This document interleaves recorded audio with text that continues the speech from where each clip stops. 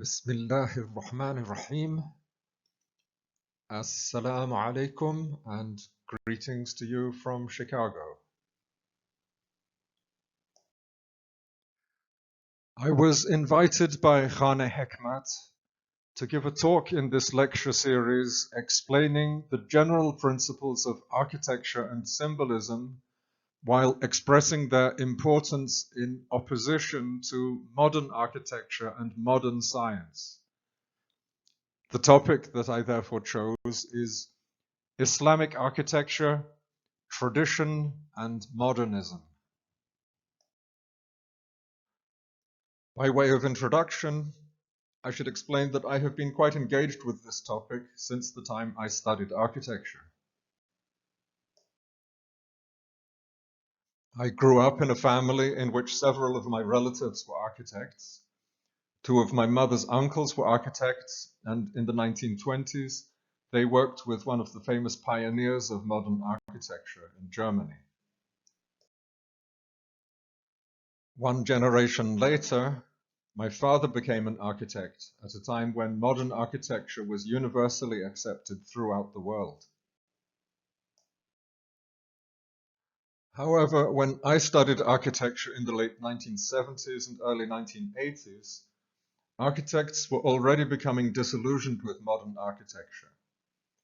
My professors encouraged students to look for alternatives, as they did not claim to have the answers themselves. It was when I was a student that I discovered Islam, and thanks to the writings I was introduced to at that time, I also discovered the importance of tradition.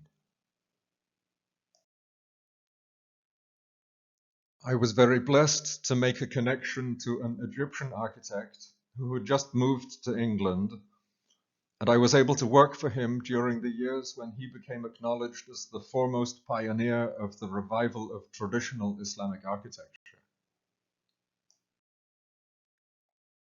Since that time, I have been blessed with many opportunities to participate in projects related to Islamic architecture, many of which I have undertaken with my wife Nazanin. You should therefore not be surprised when at the end of this presentation you see examples of the work of my Egyptian mentor, who introduced me to traditional Islamic architecture and demonstrated that it is not just a thing of the past, but can be a living reality.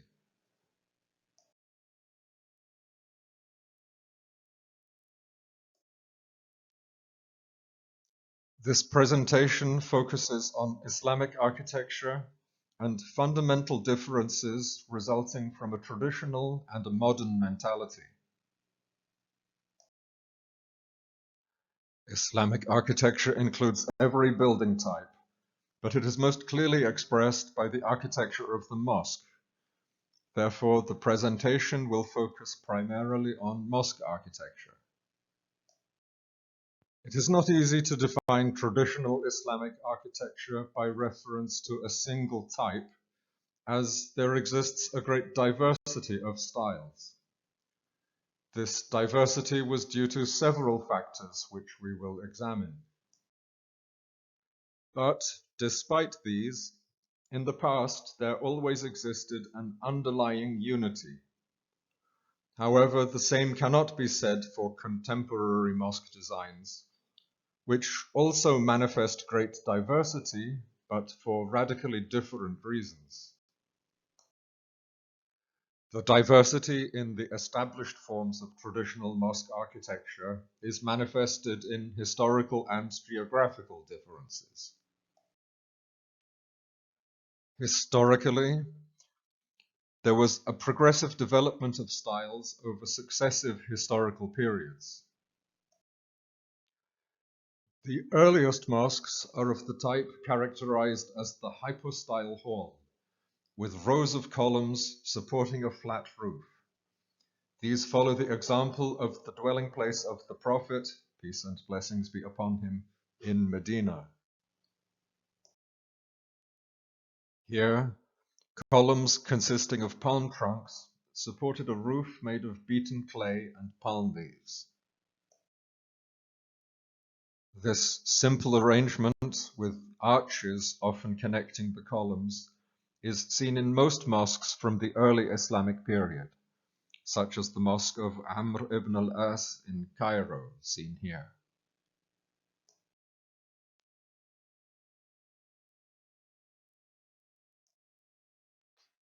Domes and other architectural features would then be added to emphasize key elements such as the mihrab area and entrances. Subsequently, the 4-Iwan type developed from this. Historians maintain that Masjid al-Jami in Isfahan originally began as a hypostyle hall, and Iwans were later added at the center of each side of the courtyard. The areas surrounding the courtyards between the Iwans and on either side of the dome over the mihrab area remain as hypostyle halls. This arrangement is frequently encountered in Iran and in Central Asia, as in the Kalyan Mosque in Bukhara, seen here. The Sultan Hassan Mosque and Madrasa in Cairo features 4 monumental Iwans facing onto a central courtyard. There are no longer any hypostyle halls, and the corner areas outside the Iwans contain dormitories and classrooms for the students.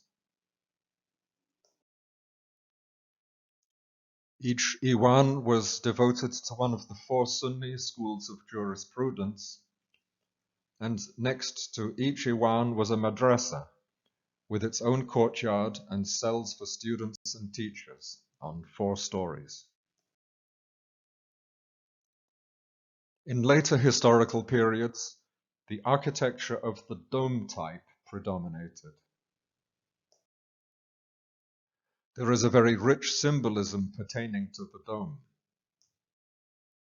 The dome was traditionally understood to be a symbol of the sphere of the heavens, and the square base on which it rested, a symbol of the earth with its 4 cardinal directions.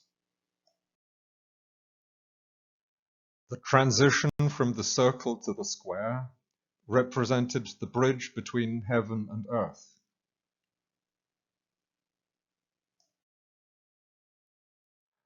René Guénon, a great authority on symbolism, writes of this arrangement: insofar as the edifice represents the realization of a cosmic model, its structure, if reduced exclusively to these 2 parts, would be incomplete, in the sense that in the superposition of the 3 worlds, an element corresponding to the intermediary world would be lacking.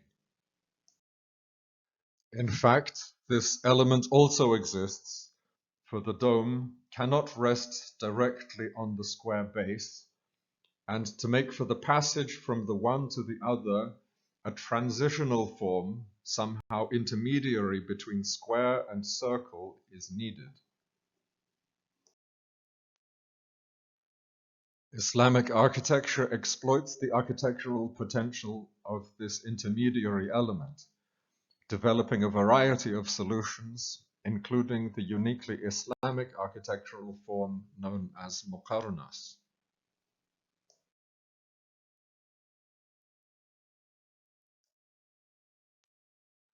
The dome type predominated in the architecture of Ottoman Turkey and Mughal India, where a 3-dome arrangement was frequently used. Masjid Imam in Isfahan combines all 3 building types: a large dome, adjacent hypostyle halls, and 4 Iwans around its courtyard. Regional diversity is also based on a number of geographical factors. Significantly, pre-existing forms in the region often had an influence on Islamic architecture.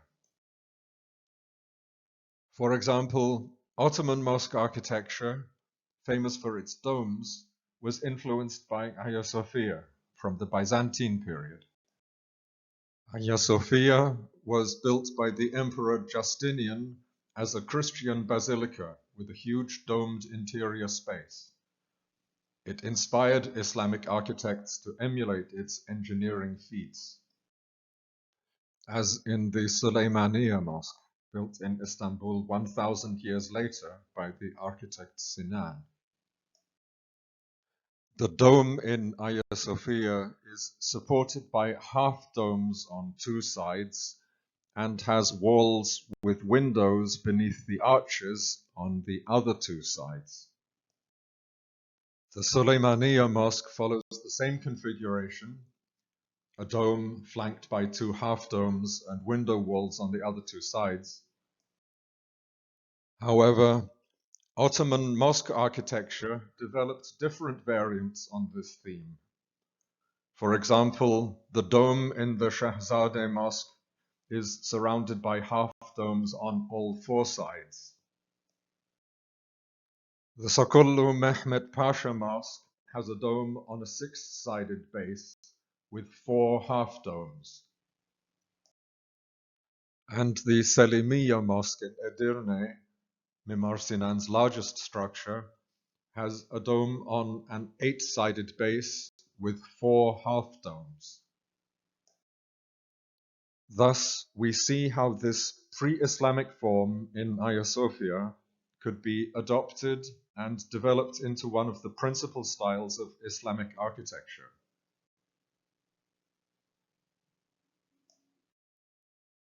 The Islamic architecture of the Far East, such as the Great Mosque in Tongxin, China, likewise demonstrates Islam's ability to integrate elements from pre-existing cultures, so long as they are in harmony with Islam's perspective.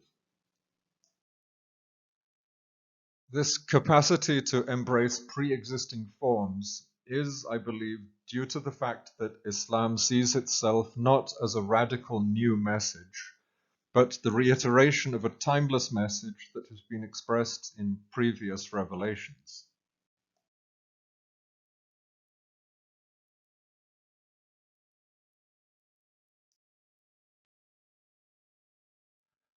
Many of the factors determining regional diversity result from practical necessities. Firstly, climate dictates what architectural forms are appropriate for a given environment. In many Islamic countries, an open courtyard provides a mosque with a large area that can be occupied at peak times, for example, during the Friday prayer or Eid prayers. However, this is not a viable option in some regions where it may be too hot to remain outside in the sun or too cold for comfort, or in tropical regions where heavy rain can be expected at any time. The traditional architecture of every region naturally adapted to the local conditions. Secondly, the building materials prevalent in the region often dictate the style of architecture. For example, we see here the mud brick architecture in Mali, where the most readily available building material is the earth beneath one's feet.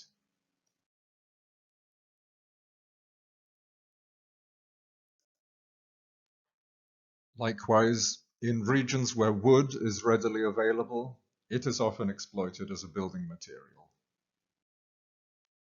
As seen in Turkey, here in the Eshref Oghlu Suleiman Bey Mosque in Beyshehr. Also in Central Asia, here in the Juma Mosque in Khiva. And in Southeast Asia, here in Masjid Kampung Kling in Malacca, Malaysia. In the following examples in Southeast Asia, one can observe how a combination of these factors led to an Islamic style unique to the region. Firstly, the influence of pre-Islamic forms. It is well known how Islam spread in the region, not by attempting to impose a new and foreign religion, but by introducing the message of Islam in terms that were familiar to the local people and embracing pre-existing elements that were compatible with this message.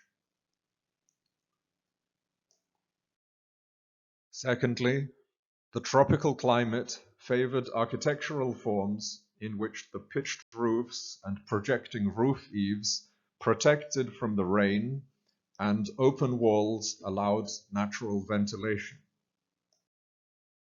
Thirdly, the plentiful availability of wood favored this type of construction. Therefore, there always existed fundamental reasons for the different manifestations of Islamic architecture in each region. But there was unity in this diversity, and these distinct styles of architecture predominated for long periods of time in different parts of the Islamic world. The present-day reality is very different. Over the course of the last century, a modernist mentality has swept the world, and the Islamic world has not been spared. Mirroring a philosophical perspective that emerged in the West in other fields, a new approach to architecture emerged, and in the spirit of revolution, it turned its back on all that came before it. This modern mentality focuses almost exclusively on physical reality, and it is materialistic and mechanistic in nature. One of its key slogans was "Form follows function." In the 1920s, the famous modern architect Le Corbusier wrote in his influential book Toward a New Architecture, "A house is a machine for living." Modern architecture was pioneered as a way of exploiting industrially manufactured materials and products. This stands in strong contrast to traditional Islamic architecture, which has always relied on craft work and generally used natural materials. The craftsman traditionally approached his work with a reverential attitude. Abandoning the human element inevitably leads to an impoverishment of architecture. Even in the early post-industrial period in the West, reactionary movements such as the arts and crafts movement recognized the negative consequences for the decorative arts due to industrialization. The modern movement in architecture also pioneered the concept of an international style, applicable anywhere, and observing examples of modern architecture, it is often impossible to guess their location. This stands in strong contrast to the regional diversity in Islamic architecture and traditional architecture in general, which always responded to the genius loci, or the unique characteristics of the location. Initially, many exponents of modernism shared a common approach, which led to a certain unity of style. However, when half a century later the failings of this modern movement architecture became clear, postmodernism subsequently emerged. Postmodernism lacks any such unity and is characterized by eclecticism, as architects search for alternatives in every imaginable direction. Whereas the architects of the past were generally anonymous and faithful faithfully carried on in the traditions established by their predecessors, modern architecture seeks to glorify the designer, who attempts to make a name for himself by creating something unique and novel. To give an indication of the consequences that this mentality has had on Islamic architecture, there follows a sample of recent mosque projects. A very recent project is the Abrahamic Family House in Abu Dhabi, inaugurated in February of this year. The complex, designed by a Ghanaian British architect David Adjaye, consists of a mosque, a church, and a synagogue. In the architect's words, the mosque features 7 elongated arches on each side, reflecting the significance of the number 7 in Islam. A 4-column interior grid forms 9 soaring vaults that direct visitors' gaze to the mihrab. The 4 columns reference the Islamic notion of stability, order, and abundance attributed to the number 4. End of quotation. Although numerology played a central role in traditional Islamic architecture, these references here are extremely superficial and seem questionable. The architect continues, the walls are covered with filigree latticework representing the mashrabiyya on a large scale. The large scale of the mihrab in particular demonstrates how the design fails to take human scale into account. An earlier example of modern mosque design is the National Mosque in Kuala Lumpur, Malaysia, built in 1965 when the newly independent country was seeking to express its national identity. Rather than adopting a traditional style, which could have genuinely represented the country's cultural heritage, the architect chose a modern design. While traditional architecture is based on authentic symbolism, modern architects will sometimes attempt to invent a symbolic narrative to justify their innovation. In this project, the folded plate roof structure was intended to symbolize a royal umbrella. The form of the roof was intended to represent an open umbrella, and the form of the minaret a closed umbrella. However, there is no architectural precedent for this, and such so-called symbolism cannot be invented arbitrarily. René Guénon, whom we quoted earlier, writes, every real symbol is not constituted in virtue of human convention, but in virtue of the law of correspondence which links all the worlds together. It is in the nature of reality that there exist multiple levels of being, and these are all interrelated by an inherent unity. In the interior, the circular roof structure simply cuts through the square flat ceiling. Comparing this with the dome symbolism described by Guénon, we see that the transitional form as an intermediary between the circle and the square is entirely lacking. This simplistic treatment of domes, made possible by steel and concrete construction, is common in modern mosque architecture, which symbolically fails to offer a connection between heaven and earth. One of the consequences of such innovations is that they are often imitated. One sees here examples of small provincial kampong mosques built in imitation of the national mosque in the capital city. Such imitation of prominent buildings is inevitable.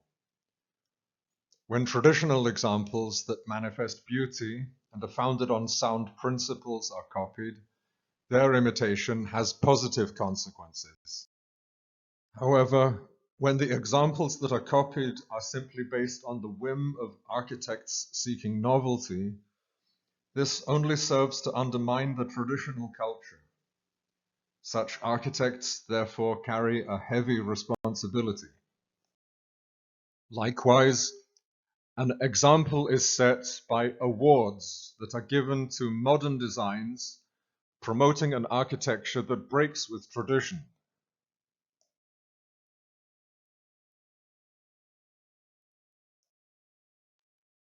This unconventional design for a mosque in Visoko in former Yugoslavia was a recipient of an Aga Khan Award for architecture in the early 1980s. Some exponents of postmodernism returned to an acceptance of the use of historical references and a reintroduction of ornament that had been strictly rejected by the modern movement. For example, the Shakirin Mosque built in Istanbul in 2009. It is interesting to note that here, and in other examples we will see, the art of calligraphy remains relatively traditional, despite the radical innovations in the architecture of these mosques. After postmodernism, there followed a movement in architecture known as deconstructivism. Deconstructivism attempts to move away from what it considers to be constricting rules of modernism. Deconstructivism is characterized by fragmentation and distortion, and aims to challenge traditional ideas of harmony and continuity.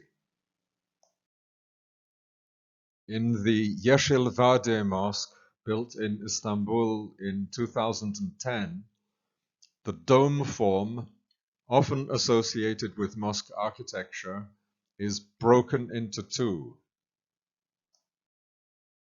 As in the postmodern examples that we saw earlier, and other examples we will still see, the interior space and the form of the mihrab and minbar are intentionally unconventional. In this mosque, built in Rijeka, Croatia in 2013, a similar fragmentation of the dome form is seen, as well as a distortion of the form of the minaret.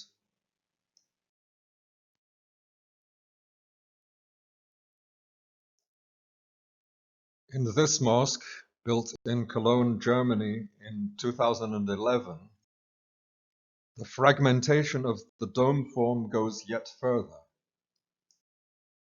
Ironically, the Wikipedia page describing the building states, "The mosque is designed in Ottoman architectural style with glass walls."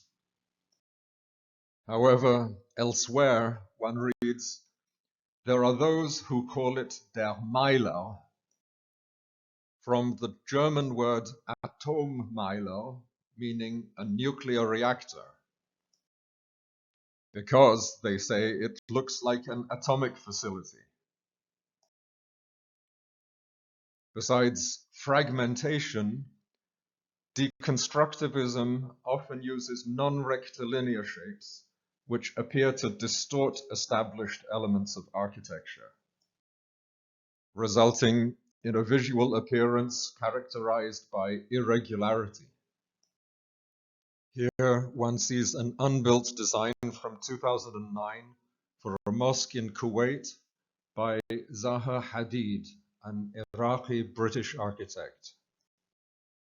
This is described in a contemporary analytical study as the best example of an approach that aims to liberate the mosque from the historical cube with a dome idiom, while maintaining what is described as a subtle reference to the essence of Islam.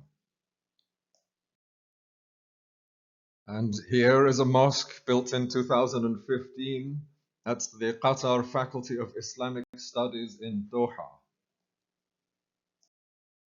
In published descriptions of this project, which has also received architectural awards, the meanings of words usually used to describe architectural terms are redefined. This is described as the courtyard of the mosque.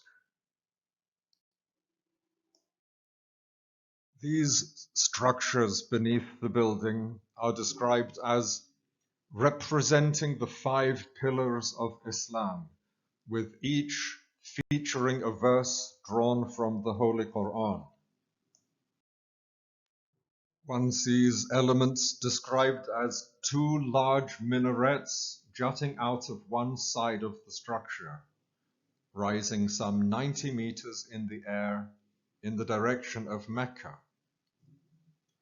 This is a radical misinterpretation of the role of the minaret, as its function is not to indicate the Qibla direction, but pointing towards the heavens. Traditionally, it symbolically expressed verticality. Ironically, these 2 elements give their name to the whole mosque complex, which is known as the Minaratain building. Again, one sees an interior space and a mihrab and minbar, which are intentionally unconventional. Critics write enthusiastically, "The mosque is the first truly modern structure for worshippers in the region, and has already become the inspiration behind similar projects proposed in Dubai and other booming cities in the region." Again, one recognizes the risk of setting an example for others.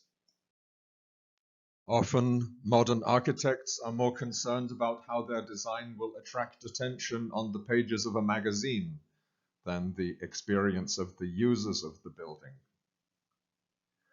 The desire for novelty drives architects to solutions that have never been realized before, and often for good reason never realized before, as once all the rational options have been exhausted, architects explore irrational options, all for the sake of novelty. Furthermore, an inherent weakness of this approach lies in the fact that the appeal of novelty wears off as soon as it is no longer novel. It is a model promoted by consumerism, which arbitrarily changes fashions from one year to the next to persuade people that they have to replace items, whether clothes or automobiles, just to keep up with the latest style. This mentality has more serious consequences when applied to architecture, as buildings are more permanent and impact a greater number of people. By contrast, traditional architecture that expresses timeless principles never becomes dated and has perennial appeal. One of the possibilities opened up by the eclecticism of postmodernism is that some architects overcame the unspoken taboo that applied in the first generation of modern architecture, and they were prepared to look to the past for inspiration. This led to a traditional revival. One of the most accomplished exponents of the traditional revival that took place in Islamic architecture was the Egyptian architect Abdel Wahed El-Wakil, who was responsible for many mosque designs in Arabia, several of which were on very significant historical sites in Medina. El-Wakil followed in the footsteps of his mentor Hassan Fathi, who in the post-war years in the 1950s had been driven by practical necessity to revert to traditional mud brick construction techniques as the only economically viable solution for building a village in rural Egypt. As Hassan Fathi documented in his book Architecture for the Poor, he brought from remote areas in Upper Egypt craftsmen who still mastered ancient techniques of dome and vault construction. This enabled him to recreate an architecture made entirely from mud brick in an area where not even wood was available. Thus, practical necessity led him to rediscover tradition and the many benefits and great wisdom associated with it, and simultaneously an architecture characterized by great beauty. His studies of the ways in which traditional architecture implemented unique cooling systems led him to recognize how, over time, extremely sophisticated solutions can develop in response to the particular needs in the locality. These build upon the experience of past generations rather than attempting to reinvent the wheel at every step on the way. By contrast, many of the forms adopted by modern architecture can only function by compensating for their inefficiency with mechanical solutions, such as air conditioning. Hassan Fathi undertook studies of traditional Islamic architecture, instructing his students to document the monuments of Cairo through photographs and measured drawings. This is the mosque that Hassan Fathi designed for the village of New Borna near Luxor in Egypt.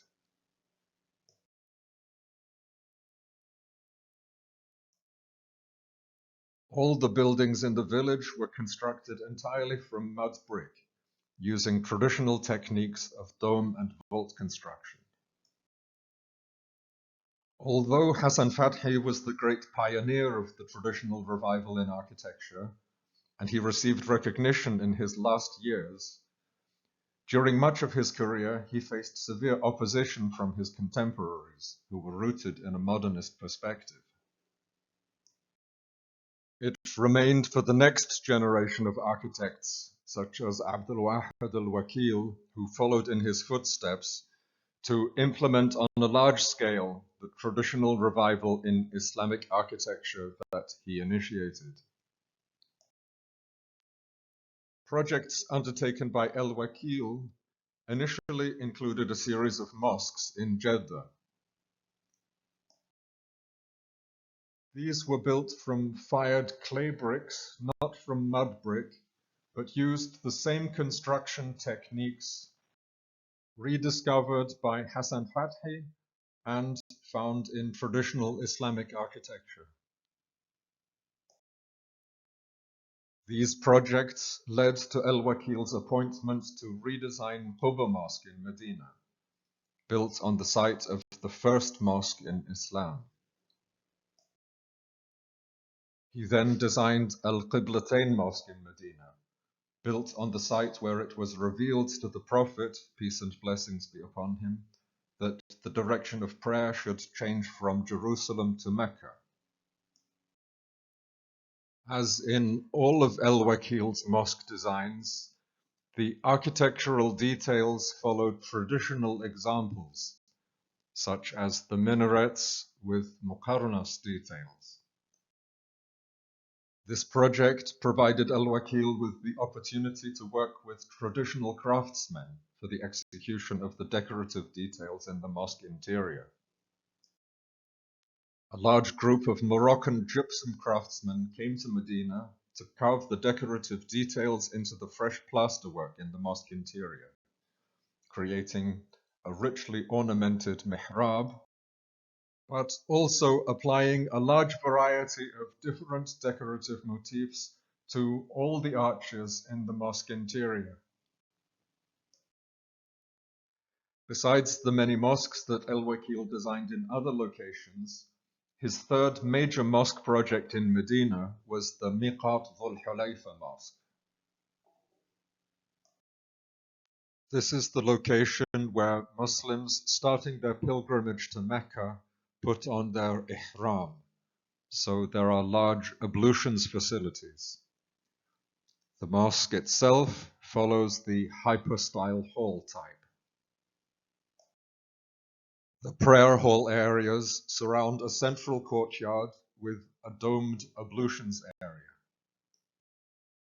An arcaded bazaar outside the mosque serves the needs of the pilgrims.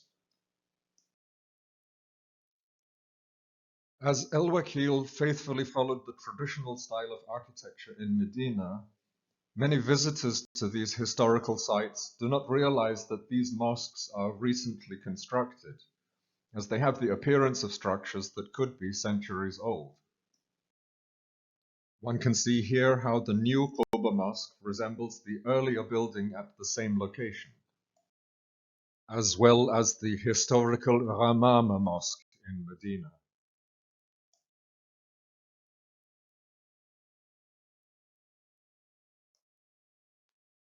I will conclude with a few quotations from Hassan Fathi on tradition. Innovation must be a completely thought-out response to a change in circumstances and not indulged in for its own sake. Willfully to break a tradition in a basically traditional society is a kind of cultural murder, and the architect must respect the tradition he is invading. When the full power of a human imagination is backed by the weight of a living tradition, the resulting work of art is far greater than any that an artist can achieve when he has no tradition to work in or when he willfully abandons his tradition. In conclusion, although we cannot reverse the trend in the modern world in which we live, the architect has a responsibility to exercise discernment and can make a positive impact, however small, through the buildings he designs. The architectural achievements of Hassan Fathi and Abdel Wahed El-Wakil demonstrate what is still possible in this age. One should be mindful of the hadith of the Prophet, peace and blessings be upon him, in which he said, "Even if the end of time is upon you, and you have a seedling in your hand, plant it."